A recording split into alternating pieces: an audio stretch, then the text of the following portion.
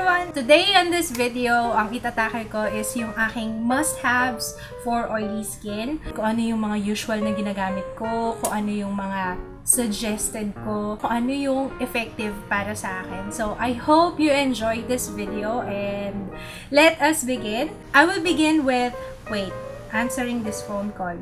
May tumatawag.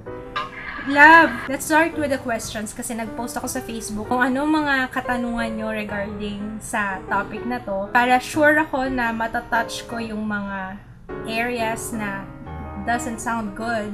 Best BB cream and foundation for oily skin and pawisin. Okay, so unang-una, I have oily skin as you may have known. Kung bago kayo sa panonood ng aking videos, I have oily skin. Maliban doon, ako ay sobrang pawisin. Ang lagi kong problema, yung nagbubuo dito sa nguso, yun. Pag holiday event, at saka lalong-lalo na kapag mainit ang panahon, ang ginagamit kong foundation is yung Blonde Color Stay combination to oily skin, Blonde Color Stay Whip. Itong dalawang to yung aking trusted na foundation. So if you ask me kung anong trusted kong foundation for a whole day event, syempre hindi ko sabayan. It's alternate. Mas preferred ko yung whip kapag talagang mainit. Pag mas matagal ko siyang suot sa face ko, at saka pag pinagpawisan na ako, mas lalo siyang gumaganda para sa akin. If you have oily skin, ang tip ko lang, try to find a foundation na matte. To be honest, yung BB cream iniiwasan ko kapag mainit yung panahon. Ginagamit ko siya kapag malamig yung panahon, pag tag-ulan, ganyan. Another question is, yung Revlon Whip ba is okay without a primer? Actually, this one, kahit wala kang primer, this is good. Pero, if you have oily skin at saka pawisin ka, I would suggest primer kasi mas tumatagal yung foundation kapag meron kang primer. And if you will ask me kung anong ginagamit kong primer, it's the Rimmel Stay Matte Primer. This one.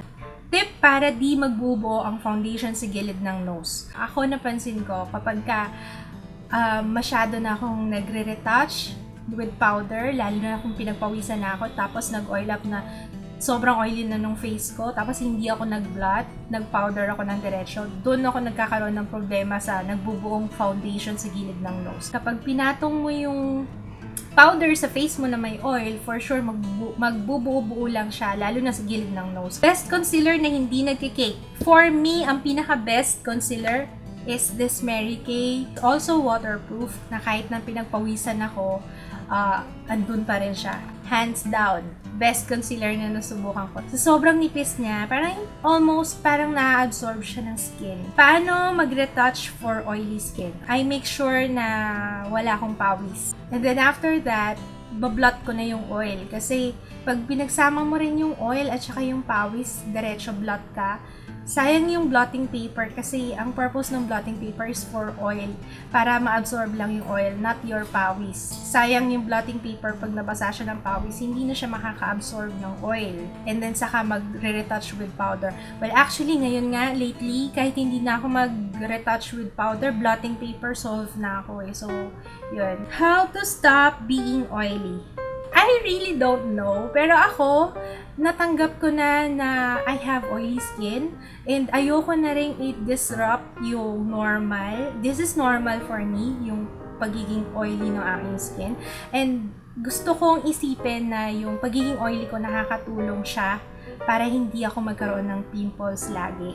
I would like to think na nakakatulong din yung pagiging oily ko para hindi ako magkaroon ng wrinkles kagad kasi laging moisturized yung aking face with oil. So, wala akong problema doon. Okay lang sa akin.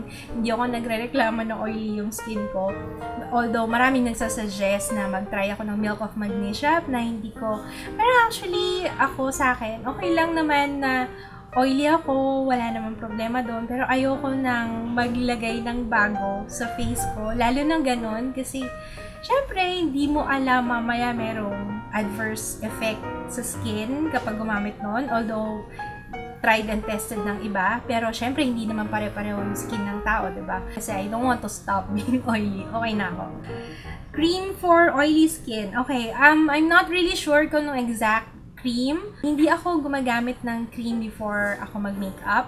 Usually, yung mga cream, yung mga night cream, yung ina-apply ko bago matulog. Kasi hindi ko matagalan yung merong malagkit sa aking face. Lahat ng cream sa nighttime talaga sa akin. Okay, what's the best eyeliner for me?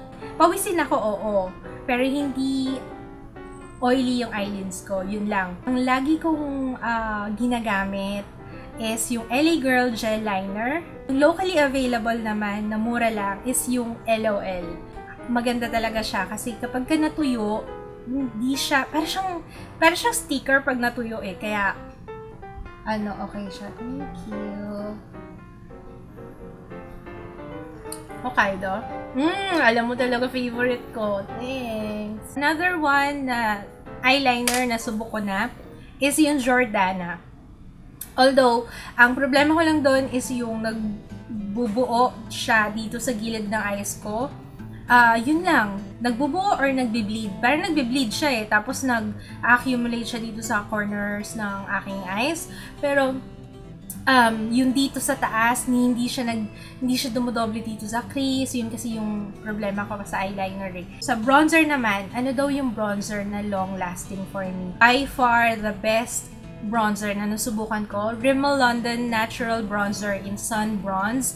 Kasama to sa August favorites ko. And pag lalong tumatagal siya sa face ko, mas lalo ko siyang nakikita. I don't know kung bakit ganun. Kaya nga, konti lang yung nilalagay ko. Tapos, hinahayaan ko na lang siyang kusang mag-intensify. Kasi parang lalo siya nag-i-intensify. That's all for the questions. So, punta na tayo dun sa mga recommendations ko pagdating sa foundation, sa powder, sa concealer, sa what else? Basta yung mga must-haves ko. Pagdating sa foundation, Revlon Color Stay Whip, Revlon Color Stay Combination to Oily Skin Liquid Foundation, Mary Kay Time Wise Matte Wear Liquid Foundation, Rimmel Stay Matte Liquid Mousse Foundation, Maybelline Dream Matte Mousse. Kung mapapansin nyo, lahat to all matte. So, if you have oily skin and then pawisin, you will never go wrong with matte foundation. Concealer naman, Mary Kay Concealer. Ito waterproof kahit na pagpawisan ka ng bongga, andun pa rin siya. It's waterproof, it's sweatproof. Sa powder naman, Rimmel London Stay Matte Long-Lasting Pressed Powder. And my shade is Creamy Natural. So, ito na siya. Kita na yung pan. Nagkikake siya kapag ginamit ko siyang pang retouch. So, ginagamit ko lang to pang set na aking foundation. Actually, hindi na ako nagre-retouch eh. Talagang blotting paper na lang ako. So, aking ginagamit na beauty blotters or blotting paper is itong Mary Kay Beauty Blotters Oil Absorbing Tissues. Mas gusto ko to kasi mas malaki yung area niya. Ito, papakita ko yung ginamit ko na ngayon. Mas malaki siya compared dun sa ginagamit ko before na Kleenex, yung violet one. Yung surface area niya na mapupuno ng oil mo. Para sa akin, mas sulit. Kasi yung Kleenex nun, lalo na pag sobrang oily talaga yung mukha ko, nagta-transfer siya sa fingers ko. Pero ito, dun talaga magsastay siya. Na-absorb talaga ng paper. 75 pesos for 75 pieces. So, pumapatak na piso isa. Actually, pag ito ginagamit ko, hindi ko na kailangan mag-retouch ng powder. Kasi, siguro dahil okay din yung foundation sa akin. So, yun lang eh. Yun lang. If ever man na kailangan kong mag-retouch, ang dinadala kong powder is this Paintbox BB Two-Way Cake Foundation.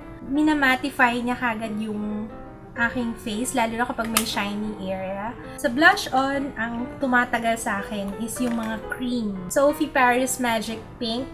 Ito, i-apply ko siya after ko mag-foundation before I set with powder. e.l.f. HD Blush. Yung L'Oreal Paris Magic Smooth Soufflé Blush. Kasi yung powder, lalo na kung pawisin ka, pag pinagpawisa ka na, syempre wash away. Matatanggal na rin yung powder. Suggestion ko sa bronzer, Rimmel London Natural Bronzer. This is waterproof bronzing powder. That's it for my recommendations. Oily skin must-haves. Kung meron akong mga hindi nabanggit dito sa video na to, if you want to ask me questions, just comment down below and I will get back to you as soon as I can. Sana nakatulong tong video na to, and if nakatulong siya, please do thumbs up. Thanks for watching. See you again on my next video. Bye!